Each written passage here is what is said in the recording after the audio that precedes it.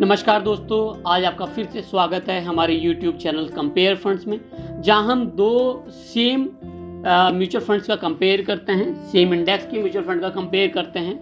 तो आज हम कंपेयर करने वाले हैं SBI स्मॉल कैप फंड का टाटा स्मॉल कैप फंड के साथ। दोनों ही काफ़ी पुराने म्यूचुअल फंड हाउस हैं, दोनों ही अच्छे, इनका हिंदुस्तान में काफ़ी नाम है। एक SBI हिंदुस्तान का सबसे बड़ा बैंक है, उसकी कंपनी है SBI म्यूचुअल फंड। दूसरा टाटा एक बहुत बड़ा हिंदुस्तान का सबसे पुराना ग्रुप है, उसका एक फंड है, हाउस है, उसका नाम है टाटा म्यूचुअल फंड हाउस। उसका एक प्लान है टाटा स्मॉल कैप फंड। दोनों का ही कंपेयर करने वाले हैं। हमेशा की तरह छह टॉपिक्स पर हम बात करने वाले हैं। Fund overview, return, risk measure, portfolio, और उसके बाद हम फंड डिटेल्स देखते हैं और लास्ट में हम कैलकुलेट करके देखते हैं कि कितना फंड हम लॉन्ग टर्म में और शॉर्ट टर्म में अपने इन दोनों ही म्यूचुअल फंड के थ्रू बना सकते हैं। सबसे पहले बात करते हैं फंड ओवरव्यू की। अगर फंड ओवरव्यू में NAV की बात करें तो जहाँ SBI स्मॉल कैप फंड का NAV इस समय 113 रुपये है, वही टाटा स्मॉल कैप फंड का NAV 22 रुपये 76 पैसे है। तो दोस्तों VRO रेटिंग की बात करते हैं, जहाँ SBI स्मॉल कैप फंड को 4 स्टार रेटिंग मिली है, वही टाटा स्मॉल कैप फंड को भी 4 स्टार ही रेटिंग मिली है। दोनों को सेम रेटिंग मिली है। कैटेगरी सब कैटेगरी दोनों की सेम है। Small cap equity, small cap equity है। फंड एज की बात करें हम 8 साल 11 मंथ से कंपेयर कर रहे हैं। लेकिन जहां टाटा की बात करें तो टाटा का जो फंड है स्टार्ट हुआ है जो वो है 3 साल 2 महीने में। तो फंड साइज की बात कर लेते हैं। फंड साइज में SBI के पास जहाँ 10,878 करोड़ रुपए लोगों ने निवेश किए हैं इनके म्यूचुअल फंड में, वही टाटा के म्यूचुअल फंड में 1765 करोड़ रुपए निवेश किए हैं लोगों ने अभी तक। अब आइए दोस्तों एक नज़र इन दोनों ही म्यूचुअल फंड के रिटर्न्स पर भी डाल लेते हैं। अगर 3 महीने के रिटर्न्स की बात की जाए तो SBI का रिटर्न 3.38% है, टाटा का रिटर्न 3.93% है। 6 महीने की बात करें तो SBI का रिटर्न 12.87% है, वही टाटा का रिटर्न 15.64% है। 1 साल की बात करें तो SBI का रिटर्न 46.38% है, वहीं टाटा ने इसके मुकाबले काफ़ी ज़्यादा 70.95% का रिटर्न दिया है। 3 सालों की बात करें तो 3 साल में जहां SBI का 28.86% रिटर्न है, वहीं टाटा का है 30.69%। क्योंकि टाटा का जो हमने फंडेज लिया था वो लिया था 3 साल, तो 5 साल के अभी रिटर्न इसमें नहीं आए, तो हम बता नहीं सकते।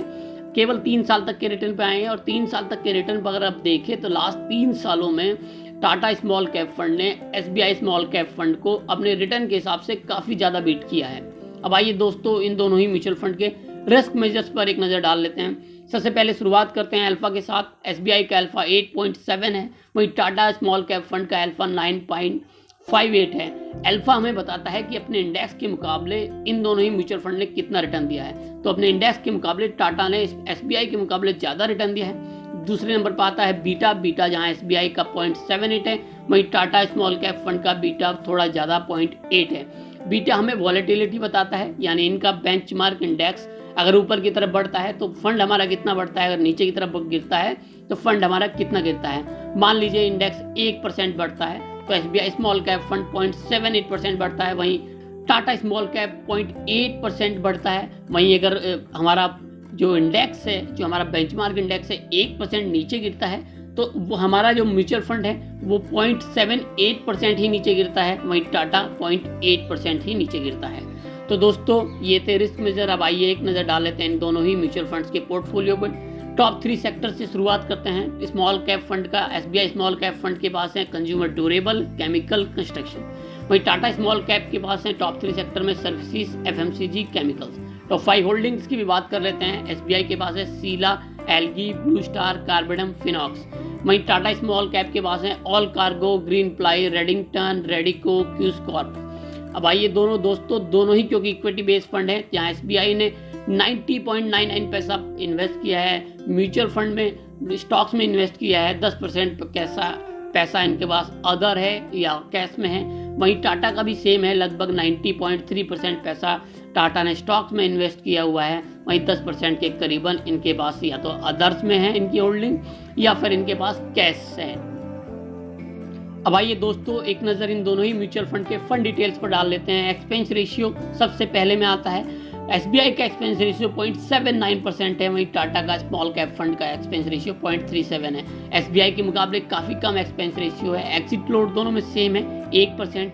एग्जिट लोड के लिए बता दूं मैं आपको, जब भी आप 1 साल के अंदर अपनी 10% से ज़्यादा यूनिट रिडीम करते हैं, यानी अपना पैसा निकाल लेते हैं 10% से ज़्यादा, तब आपको उस कंडीशन में एग्जिट लोड भी पे करना होता है 1%। म्यूचुअल फंड हाउस को लॉक इन पीरियड देख लेते हैं, कोई लॉक इन पीरियड नहीं, अब जब चाहे अपनी यूनिट्स को, अपने म्यूचुअल फंड को रिडीम कर सकते हैं। बेंचमार्क इंडेक्स की बात करें, जहां एसबीआई स्मॉल कैप फंड का बेंचमार्क इंडेक्स है S&P BSE 250 small cap try, वहीं टाटा स्मॉल कैप फंड का बेंचमार्क है Nifty free float small cap 100 try. अगर मिनिमम इन्वेस्टमेंट की बात करें तो small cap SBI small cap में अगर आप सिप करना चाहते हैं तो 500 रुपये जमा करने होंगे। वहीं टाटा स्मॉल कैप फंड में अगर आप सिप करना चाहते हैं तो 1000 रुपये। वहीं लमसम अगर आप करना चाहते हैं तो 5000 आपको मिनिमम जमा करने होंगे। अब आइए दोस्तों हम कैलकुलेट करके देख लेते हैं कि शॉर्ट टर्म से लेके यानी 10 साल से लेके 30 सालों तक हम दोनों ही म्यूचुअल फंड के थ्रू अपना कितना फंड बना सकते हैं। जैसा कि मैंने आपको हमेशा बताया है, म्यूचुअल फंड में रिटर्न कभी भी सेम नहीं रहता, इसलिए हम मिनिमम 15% लेके चलते हैं और मैक्सिमम 25 से 30% पे कैलकुलेट करके देखेंगे कि इन दोनों ही म्यूचुअल फंड के थ्रू 10 सालों में या फिर 30 सालों में या 25 सालों में कितना फंड अपने लिए बना सकते हैं। अब आइए एक बार हम 1000 रुपये पे कैलकुलेट करके देख लेते हैं। अगर रिटर्न 15% रहता है तो 10 सालों में हम जो टोटल वैल्यू होगी हमारी होगी 2,78,657 रुपये। वहीं अगर हम 15 सालों तक ये इन्वेस्टमेंट बनाए रखते हैं तो हम 6,76,863 रुपये तक बना सकते हैं। वहीं अगर हम 20 सालों तक ये रिटर्न बना के रखते हैं तो इसके लिए हमें जो टोटल वैल्यू मिलेगी वो मिलेगी पूरे 15,15,955 रुपये। वहीं 30 सालों में जो फंड वैल्यू हमारी बढ़कर हो जाएगी वो हो जाएगी पूरे 70,09,821 रुपये। रिटर्न 15% है, मंथली इन्वेस्टमेंट 1000 है।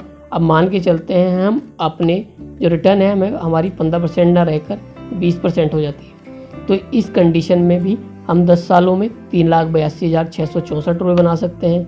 वहीं 20 सालों में अगर हम 20 सालों की बात करें तो 20 सालों में ये जो रिटर्न होगी वो होगी पूरे 31,61,489 रुपये। वहीं 30 सालों में हम जो रिटर्न बना सकते हैं वो बनाते हैं पूरे 2,33,60,810 रुपये। दोस्तों ये जो रिटर्न थी 20%। अब मान के चलते हैं कि हमारी रिटर्न हो जाती है 25%, तो 10 सालों में हम 5,32,805 रुपये बना सकते हैं। वहीं 20 सालों में हम अपने लिए पूरे 68,59,095 रुपये बना सकते हैं। वहीं 30 सालों की बात करें तो इस कंडीशन में भी हम 8,19,74,715 रुपये अपने लिए बना सकते हैं। ये कंडीशन कब थी? मंथली इन्वेस्टमेंट हमारी 1000 थी, रिटर्न हमारा पूरे 30 सालों तक 25% रहता है।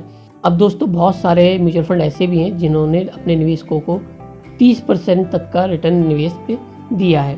तो इस कंडीशन में अगर हम 10 साल तक इन्वेस्ट करते हैं और रिटर्न 30 साल रहता है, मंथली इन्वेस्टमेंट 1000 है, तो हम 7,52,684 रुपये बना सकते हैं। वहीं 20 सालों में हम अपने लिए पूरे 1,53,23,257 रुपये बना सकते हैं। वहीं अगर हम बात करें 30 सालों की तो 30 सालों में हम अपने लिए 29,73,82,551 रुपये बना सकते हैं। अगर 30 सालों तक 1000 रुपये मंथली इन्वेस्टमेंट करें और हर साल हमें 30% का रिटर्न मिलता रहे, तब इस कंडीशन में हम 29 करोड़ रुपए इतनी बड़ा रकम इतना बड़ा फंड अपने लिए बना सकते हैं। तो ये तो था दोस्तों सिप की कैलकुलेशन थी। अब हम लमसम करके कैलकुलेट करके देखते हैं। तो आइए दोस्तों अब हम 50,000 रुपये लमसम पे कैलकुलेट करके देखेंगे। रिटर्न हमारा 15% है। 10 सालों में हम 50,000 का 15% रिटर्न के हिसाब से टोटल वैल्यू जो होगी वो होगी पूरे 2,02,278 रुपये। वहीं अगर हम ऐसा 20 सालों तक करते हैं तो इस कंडीशन में हम 8,18,327 रुपये बना सकते हैं। वहीं 30 सालों में 50,000 रुपये लमसम इन्वेस्ट करके 15% रिटर्न रहती है, तो पूरे 33,10,589 रुपये बना सकते हैं। क्या होता है अगर हम ये जो रिटर्न है हमारी इसको बढ़ाकर 20% कर दें? 20% करने पर 10 सालों में आप अपने लिए बना सकते हैं पूरे 3,09,587 रुपये। वहीं 20 सालों में आप अपने लिए बना सकते हैं पूरे 19,16,880 रुपये। वहीं 30 सालों में ये आपका टोटल वैल्यू बढ़कर हो जाती है 1,18,68,816 रुपये। किस कंडीशन में? जब रिटर्न रहता है लगातार 30 सालों तक 20%। अब अगर मान लेते हैं कि आपका रिटर्न 25% रहे, तो इस कंडीशन में 10 सालों में आप 4,65,661 रुपये बना सकते हैं अपने लिए। वहीं 20 सालों में आप पूरे 43,36,809 रुपये। वहीं 30 सालों तक अगर हम सेम रिटर्न बनाए रखते हैं तो हम अपने लिए 4,03,89,678 रुपये बना सकते हैं। अब दोस्तों मान के चलते हैं बहुत सारे, क्योंकि आपको म्यूचुअल फंड आपको पता ही है 30% तक का रिटर्न भी दे रहे हैं। तो अगर मान लेते हैं कि 10 सालों तक हमारा म्यूचुअल फंड हमें 10 सालों तक हमारा म्यूचुअल फंड हमें 30% के रिटर्न देता है, तो इस कंडीशन में हम 6,89,292 रुपये। वहीं 20 सालों तक अगर हम इन्वेस्ट बनाए रखते हैं तो 95,02,482 रुपये।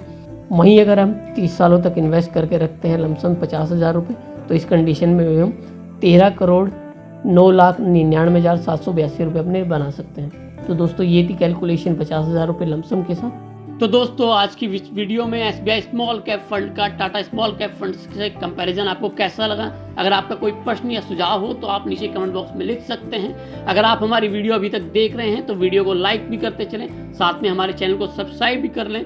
हम ऐसे ही म्यूचुअल फंड कंपैरिजन की वीडियो आपके लिए बनाते रहेंगे। धन्यवाद।